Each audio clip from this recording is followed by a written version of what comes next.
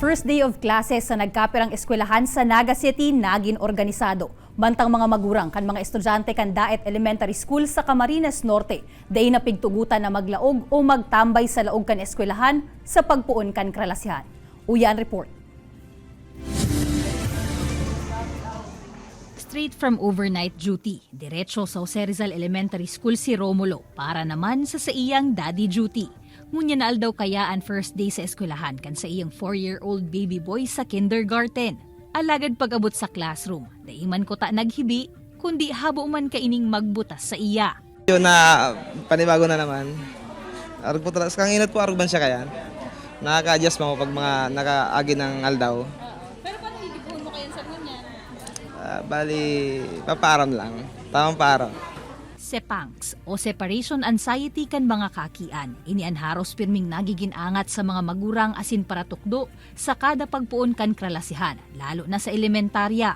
Kayaan mga magurang, pig-abisuhan na subuot banggi antes an kralasihan, napakahatod sa indang mga aki, walat na an mga ini. Daiman nagpuon ang flag racing hasta sa daipa naghahali ang mga magurang sa kataid kan sa indang mga aki. Kapag po ang aki na tuod na pirming yaong pang magurang, nagkakaigong problema kayo na ang kinder teacher ta. Daw ang ibang primary teachers kapag ang aki tuod na manoda na maging independent, so madakula siyang maging independent learner. Pareho naman kaini ang magiging sistema sa bilog na school year. Ang pavilion, iyon naman ang pigdesignar na waiting area kan mga magurang. Sa Daet Elementary School sa Camarines Norte, padagos na ipapautob sa bilog na school year 2023 to 2024 ang pagpangalad sa pagtinirkan mga magurang sa laog kan eskwelahan. Pagklaro kan principal kan eskwelahan, pwede man maglaog ang mga magurang kung ihahatod ang sa indang mga aki. Alagad makalihis ini, kaipuhan na nindang maghali. May mga nangyayari kasi na nagkakaroon ng mga untoward incident sa loob kasi may nakakapasok na pala na hindi naman talaga nagpapaaral. At doon sa covered court ay ginagawa ng tulugan.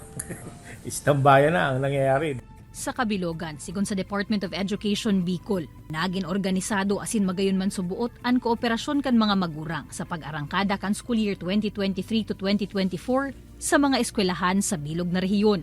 Nagpuo naman ang klase, alagad padagos man giraray ang pag-akseptar nin enrollees kan DepEd schools. Sa ngunyan, nasa 1,471,972 ng mga estudyante unofficially enrolled sa bilog na Bicol Region. Kaibanan si Gerald Gandia, Jessica Kalinog, Balitang Bicolandia.